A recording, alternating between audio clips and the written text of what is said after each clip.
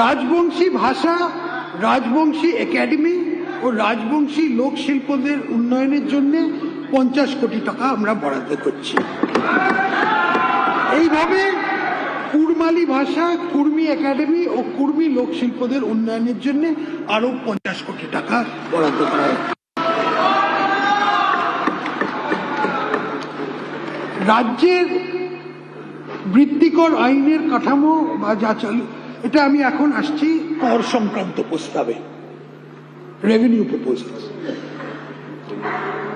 রাজ্যের বৃত্তিকর আইনের কাঠামো যা চালু করা হবার সময় থেকে পর্যন্ত আজ মোটামুটি অপরিবর্তিত আছে। এটা হচ্ছে প্রফেশনাল ট্যাক্সের কথা বলছি আমি। বর্তমান অর্থনৈতিক অবস্থা এবং আমাদের করদাতা নাগরিকদের আকাঙ্ক্ষার পরিপ্রেক্ষিতে তার সামগ্রিক পর্যালোচনার প্রয়োজন আছে। বৃত্তিকর কাঠামো সরলীকরণ করার জন্য এই ভিত্তিতে আমরা মাসিক স্ল্যাবটা 10,000 থেকে বাড়িয়ে 20,000 করে দিয়েছি।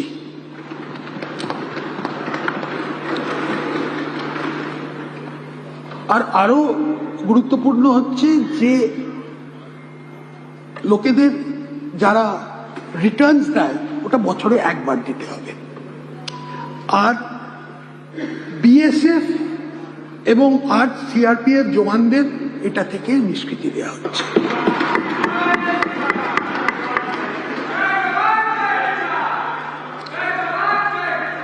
আমাদের সরকারের ইজ অফ ডুইং বিজনেস, আস্থাভিত্তিক শাসন ব্যবস্থা এবং নিয়ন্ত্রক ব্যবস্থার সরলীকরণের জন্য প্রতি দায়বদ্ধতা আরো এগিয়ে নেবার জন্য আমি বৃত্তিকর আইনে শাস্তি হিসেবে কারাবাসের বিধি রদ করে শুধুমাত্র আর্থিক জরিমানার মাধ্যমে কর ফাঁকি রোধ এবং আর্থিক শৃঙ্খলা বজায় রয়েছে, মানে ডিক্রিমিনালাইজ করে দেওয়া হলো। West Bengal excise procedure for grant functioning of license and payment fees for industrial use rules এর অধীনে ইন্ডাস্ট্রিয়াল স্পিরিট থেকে পোটেনাইজড মেডিসিন তৈরি করতে হোমিওপ্যাথিক ওষুধ প্রস্তুতকারীরা নির্ধারিত ফি দিয়ে এক্সাইজ ডাইরেক্ট থেকে লাইসেন্স নিতে হয়। আমাদের মনে হয়েছে যে এই শিল্পে বহু বছর ধরে রাজ্যে অনেক চাকরির সুযোগ এবং অর্থনৈতিক কার্যকলাপ সৃষ্টি করেছে এবং তাদের ওপর লাইসেন্স নেওয়ার এই নিয়মতান্ত্রিক বোঝা এড়ানো সম্ভব। আমি লাইসেন্স প্রথা তুলে তাই এই রুলে প্রয়োজনীয় সংশোধনী আনার ব্যবস্থা করছি। আরেকটাও বলছি যে এখন থেকে কোনো শিক্ষা প্রতিষ্ঠান, হাসপাতাল ও ধর্মীয় স্থানে 1 কিলোমিটারের মধ্যে কোনো মদের দোকানের লাইসেন্স দেওয়া হবে না।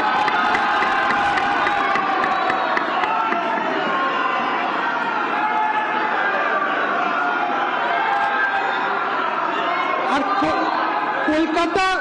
কলকাতা পৌরসভা ক্ষেত্রে এই লাইসেন্স দেওয়ার ক্ষেত্রের ন্যূনতম দূরত্ব হবে 500 মিটার।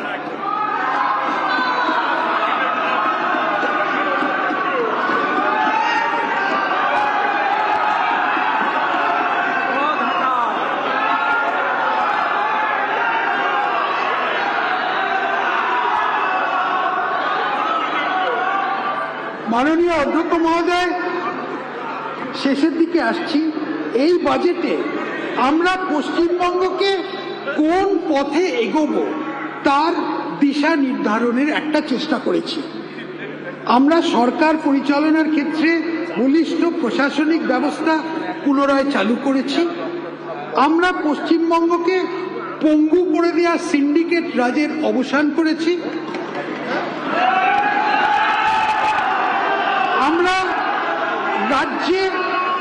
আমরা রাজ্যে কল্যাণমূলক ব্যবস্থার কাঠামোকে সরলীকরণ করেছি এবং একই সাথে অর্থনৈতিক বিপর্যয় এড়াতে পেরেছি। আমরা স্টেট পলিসির দিক পরিবর্তন করেছি এবং শিল্প উদ্যোগ বৃদ্ধি, উদ্ভাবন, প্রযুক্তি ও ব্যবসা বাণিজ্যকে আমরা পুরো সমর্থন দিয়েছি। আমরা একটা বিজনেস ফ্রেন্ডলি একটা পরিবেশ তৈরি করেছি। আমরা কেন্দ্রের সঙ্গে নিষ্প্রয়োজনীয় বিরোধের সমাপ্তি ঘটিয়ে ডাবল ইঞ্জিন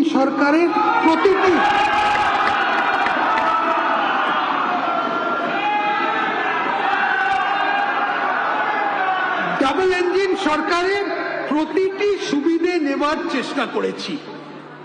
আমরা পশ্চিমবঙ্গকে ভারতবর্ষের মানচিত্রে পুনঃস্থাপিত করেছি।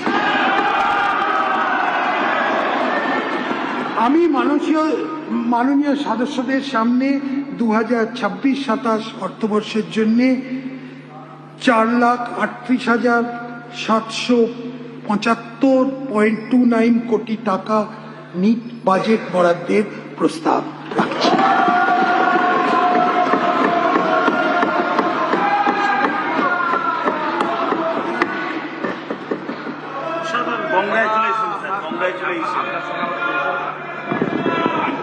অনেক অনেক ধন্যবাদ মাননীয় মন্ত্রী শ্রী স্বপন দাশগুপ্তকে।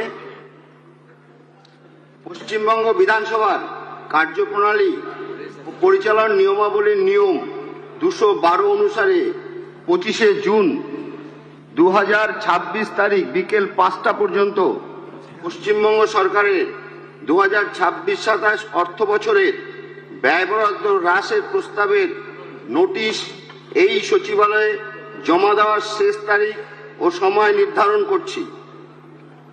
ব্যয় বরাদ্দ হ্রাসের প্রস্তাবের মুদ্রিত ফর্ম এই সচিবালয় থেকে পাওয়া যাবে। সভার কাজ